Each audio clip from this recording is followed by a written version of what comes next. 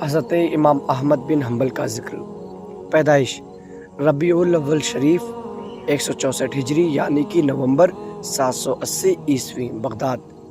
وفات 12 ربیع الاول شریف 241 ہجری یعنی کہ 2 اگست 855 عیسوی بغداد میں۔ آپ کی کل عمر 77 سال ہوئی۔ آج 2023 میں آپ کو وفات پائے ہوئے 1168 سال ہو چکے ہیں۔ آپ بصرہ کے رہنے والے تھے۔ یہ بصرہ عراق کا تیسرا سب سے بڑا شہر ہے، جس کی کل آبادی 2018 کے مطابق 1.4 ملین ہے۔ یہ ملک کی سب سے اہم ترین بندرگاہ یعنی کہ پورٹ اور صوبہ بصرہ کا دارالحکومت ہے یعنی کہ کیپٹل۔ نام امام احمد بن محمد بن حنبل۔ آپ امام شافعی کے شاگرد ہیں، جیسا کہ آپ نے پہلے ویڈیو میں سنا۔ امام احمد بن حنبل فقہ میں چوتھے نمبر پر ہے۔ آپ کے مقلدین کو حنبلی کہا جاتا ہے۔ آپ کا اصلی نام محمد احمد اور آپ کے والد کا نام محمد اور دادا کا نام حنبل ہے۔ تو سوال یہ پیدا ہوتا ہے کہ آپ کو امام احمد بن حنبل کیوں کہا جاتا ہے؟ چنانچہ ہوتا یہ ہے کہ عرب میں شجر نسب میں جو شخص سب سے زیادہ مشہور ہوتا ہے اسی کا نام لے لیا جاتا ہے، جیسا کہ آپ نے امام شافعی کے بارے میں پڑھا تھا۔ چنانچہ یہاں حضرت امام احمد بن حنبل کے دادا گورنر تھے اور کافی مشہور تھے۔ آپ کی والدہ کا نام صفیہ بنت میمونہ تھا۔ امام احمد بن حنبل کے نام کے ساتھ شیبانی بھی آتا ہے۔ آپ کے باپ دادا بصرہ میں آ کر آباد ہوئے۔ ازواج و اولاد امام احمد بن حنبل نے اپنی زندگی میں یکے بعد دیگرے 3 نکاح کیے۔ پہلی بیوی کا نام عباسہ بنت فضل تھا۔ ان سے آپ کے صاحبزادے حضرت سہلے پیدا ہوئے۔ آپ کی وفات کے بعد ریحانہ سے نکاح ہوا، جن سے عبداللہ پیدا ہوئے۔ ریحانہ کے انتقال کے بعد ایک لونڈی خریدی اور اس کو اپنے نکاح میں لیا۔ ان سے 5 اولاد، 5 لڑکے حسن حسین دونوں جڑواں تھے اور بچپن میں وفات پائے۔ حسن، محمد، سعید اور ایک لڑکی زینب پیدا ہوئی۔ امام احمد بن حنبل نے 15 سال کی عمر میں پڑھنا شروع کیا۔ آپ حدیث لکھنے کے لیے سیکھنے کے لیے بغداد سے بصرہ روانہ ہوئے، پھر حجاز تشریف لے گئے۔ وہاں 4 سال قیام کیا اور یہیں آپ کی ملاقات امام شافعی سے ہوئی اور آپ کو 197 ہجری میں فتویٰ دینے کی اجازت ملی۔ آپ نے 414 استادوں سے علم حاصل کیا۔ امام شافعی فرماتے تھے کہ امام احمد بن حنبل بڑے پرہیزگار تھے۔ جب آپ نے تدریس یعنی کہ ٹیچنگ شروع کری تو طریقہ یہ تھا کہ آپ نے جو بھی پڑھا اسے دیکھ کر پڑھاتے اور اپنے شاگردوں سے بھی کہا کرتے کہ جب بھی پڑھاؤ تو دیکھ کر ہی پڑھانا۔ آپ نے 40 سال کی عمر میں پڑھانا شروع کیا۔ طرز معاشرت امام احمد بن حنبل بے انتہا سادگی سے زندگی بسر کرتے، تھوڑی کاشتکاری کرتے، جو غلہ پیدا ہوتا ضروریات کے لیے کافی سمجھتے، غلے کی زکوٰۃ برابر سالانہ ادا کرتے۔ اسحاق بن ابراہیم امام احمد کے کھانے کو دیکھا، 2 ٹکڑے روٹی، تھوڑی ترکاری اور خفیف سا نمک۔ اسحاق یہ دیکھ کر بہت تعجب ہوئے۔ امام احمد بن حنبل کے صاحبزادے عبداللہ کہتے ہیں میرے والد اکثر فرمایا کرتے تھے کہ اللہ ابو الہیثم پر رحم فرما، اللہ ابو الہیثم کے گناہوں کو بخش دے۔ میں نے پوچھا یہ ابو الہیثم ہے کون؟ فرمایا جس دن جلاد مجھ کو درے مارنے لے جا رہا تھا، ایک شخص مجھے راستے میں ملا اور مجھ سے کہا کہ میں مشہور چور ہوں، بارہا میں نے چوری کی ہے، بے انتہا سزا پائی ہے، کم سے کم 18,000 درے تو میری پیٹھ پر پڑ چکے ہیں، مگر اپنی عادت سے باز نہ آیا۔ جب قید خانے سے چھوٹتا ہوں تو سیدھے چوری کے لیے جاتا ہوں۔ محض دنیا کے لیے میں نے دروں کو برداشت کر لیا۔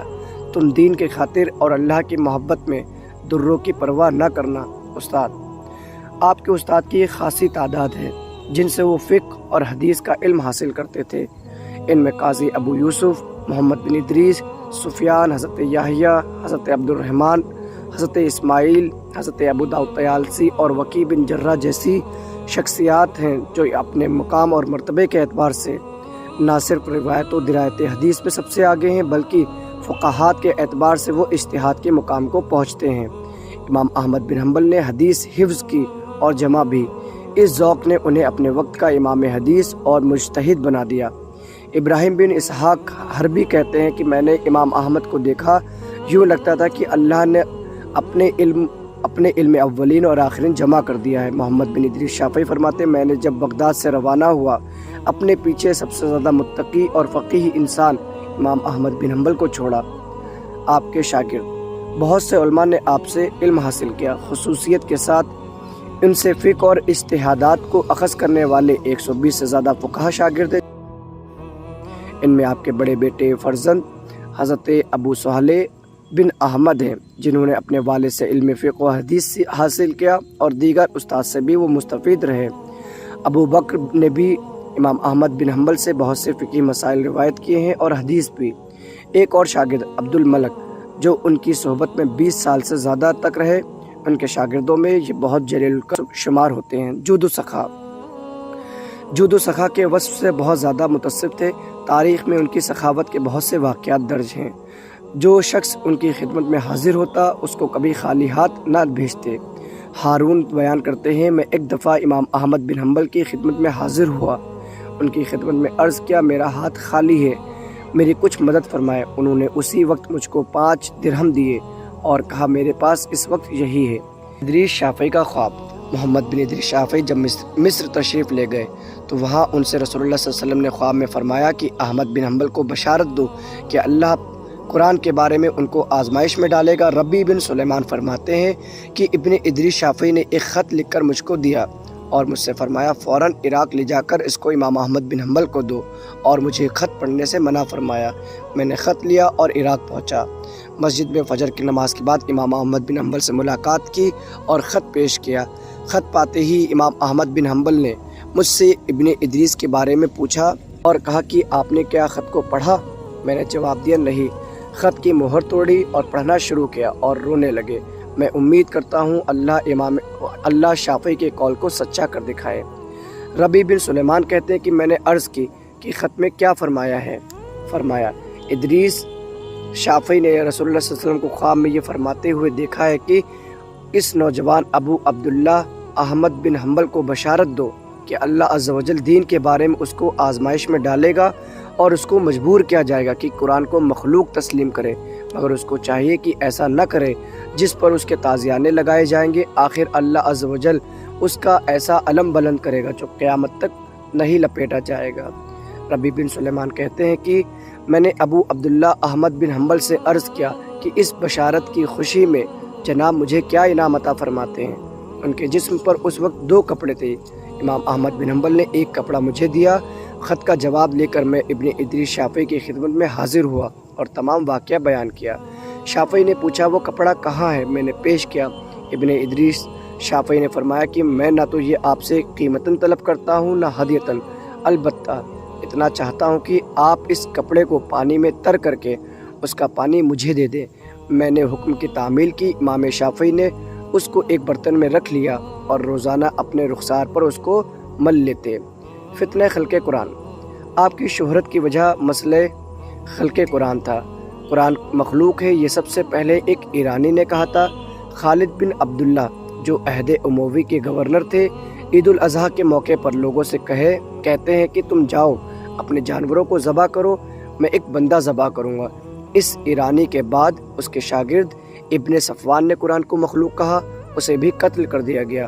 اس کے بعد ابن صفوان ہی کے شاگرد ابن غیاث نے مصر میں نعرہ لگایا کہ قرآن مخلوق ہے، اسے گرفتار کر لیا گیا، حالانکہ وہ فرار ہوا، اور پھر وہ احمد بن ابی داؤد معتزلی کے ساتھ شامل ہوا جو اصحاب عدل و توحید جماعت کا بانی بھی تھا، اور پھر ان دونوں نے خلیفہ مامون رشید کو بہکانا شروع کر دیا تو خلیفہ نے علماء کو بلا کر مناظرہ کروانا شروع کیا۔ علماء حق آتے، دلائل دیتے، حقیقت کو آشکار کرتے۔ کچھ عرصے کے بعد خلیفہ مامون رشید بیمار ہوا تو بغداد چلا گیا۔ اس کے بعد بغداد سے خطوط آتے اور حکم صادر ہوتے اور علماء حق پہ ظلم ستم ہوتا۔ حقیقت میں یہ خطوط خلیفہ مامون نہیں دیتا تھا، بلکہ دشمنان اسلام اپنے خطوط کو بادشاہ کی طرف منسوب کرتے۔ پھر علماء کرام سے کہا گیا کہ گویا کہ مانو قرآن مخلوق ہے۔ اکثر لوگ ظالموں کی بات ماننے لگے، لیکن امام احمد بن حنبل، امام محمد بن نوح، امام یوسف، امام نعیم بن حماد نے ان چاروں نے انکار کیا۔ امام احمد بن نوح کا انتقال ہو گیا اور امام یوسف بن یحییٰ کو قید کیا گیا اور اسی قید میں وفات پائی۔ پھر امام نعیم بھی قید میں فوت ہو گئے۔ صرف امام احمد بن حنبل باقی رہے، لیکن آپ کو بھی 2 سال 4 مہینے قید کیا گیا۔ پھر آپ مامون رشید کے سامنے حاضر ہوئے۔ وہاں امام احمد بن حنبل نے حق بیان کیا، لیکن خلیفہ مامون رشید اس وقت وفات پا گیا اور اپنے بھائی معتصم کو وصیت کی کہ قرآن مخلوق ہے، اسی مسئلے کو بیان کرنا، توحید کو کبھی پامال نہ ہونے دینا، اور احمد بن ابی داؤد معتزلی بانی اصحاب عدل و توحید جماعت کو اپنا وزیر ماننا۔ اور پھر امام احمد بن حنبل کو دوبارہ قید کیا گیا، آپ کو 1 سال 6 مہینے تک ستایا گیا اور پھر آپ کو آزاد کر دیا گیا اور پھر اپنے گھر واپس تشریف لے آئے۔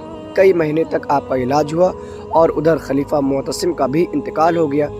اس کے بعد اس واسق کا پورا نام ابو جعفر ہارون ابن محمد المعتصم، اسے واسق باللہ کے نام سے بھی جانا جاتا ہے۔ یہ ایک عباسی خلیفہ تھا جس نے 842 سے 847 عیسوی تک حکومت کی۔ واسق ایک حکمران اور آدمی کی حیثیت سے غیر واضح ہے، اور زیادہ تر یہ خیال کیا جاتا ہے کہ حکومت کی توسیع اس کے والد کے دور میں ہوئی تھی۔ اس کے دور حکومت کا ایک اہم واقعہ حجاز میں بغاوت کا ہے، اور بغداد میں 846 میں نتیجہ بغاوت تھی۔ بازنطینی سلطنت کے ساتھ بہت بار جنگ ہوئی اور عباسیوں نے موروپوٹامس میں بھی نمایاں فتوحات حاصل کی، لیکن 845 کے بعد جنگ کئی سالوں تک بند رہی۔ تو اس واسق کو جب اس کا دور آیا، یہ بھی معتصم کے نقش قدم پر تھا۔ اس نے امام احمد بن حنبل کے لیے فرمان جاری کیا کہ تم جامع مسجد میں نماز نہیں پڑھا سکتے اور نہ پڑھ سکتے، گھر سے نہیں نکل سکتے، تم نہ پڑھ بھی نہیں سکتے، پڑھا بھی نہیں سکتے، آپ کسی سے مل بھی نہیں سکتے۔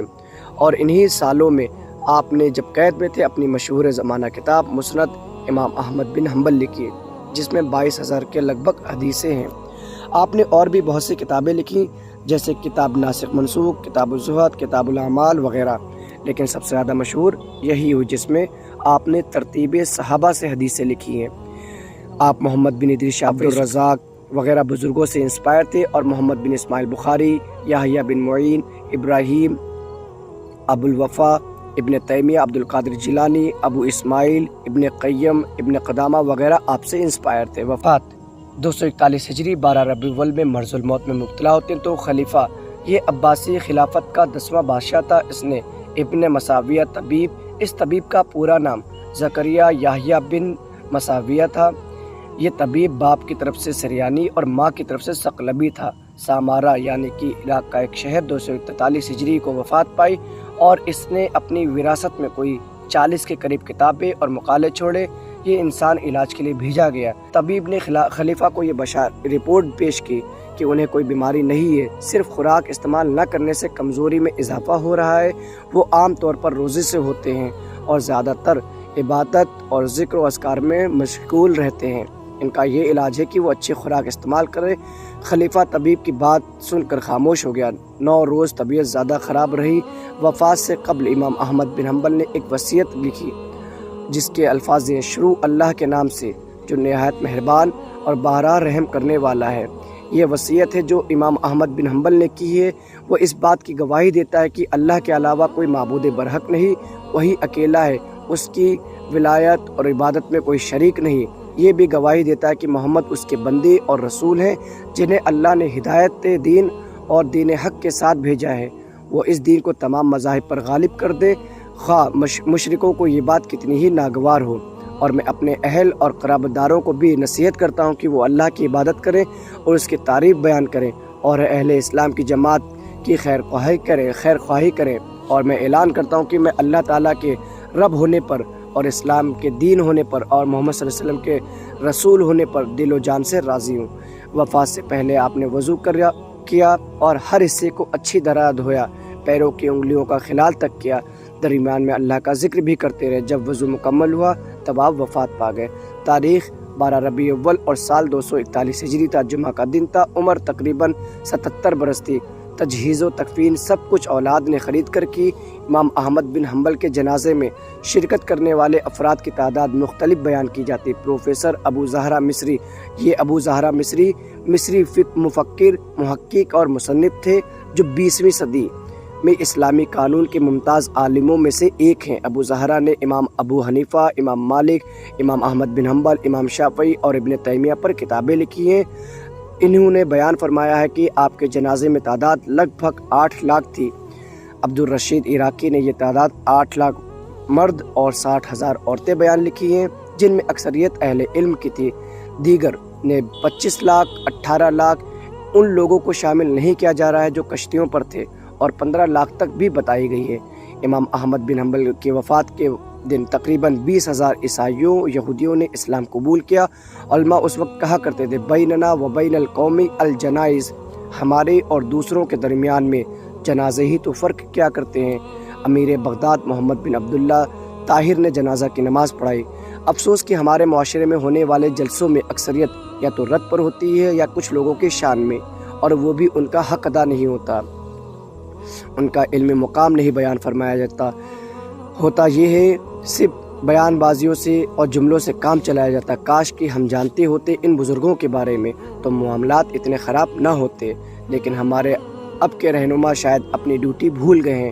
علامہ نے کیا ہی خوب لکھا ہے ابلیس کا فرمان اپنے سیاسی فرزندوں کے نام میں، فرماتے ہیں لا کر برہمنوں کو سیاست کے پیچ میں، زناریوں کو دائرے کہن سے نکال دو، وہ فاقہ کش کی موت سے ڈرتا نہیں، روح محمد اس کے بدن سے نکال دو، فکر عرب کو دے کر فرنگی تخیلات، اسلام کو حجاز و یمن سے نکال دو، افغانیوں کی غیرت دی کا ہے یہ علاج، ملا کو ان کے کوہ دمن سے نکال دو، اہل حرم سے ان کی روایات چھین لو، آہو کو مرغزار ختن سے نکال دو، اقبال کے نفس سے ہے لالے کی آگ تیز، ایسے غزل سرا کو چمن سے نکال دو۔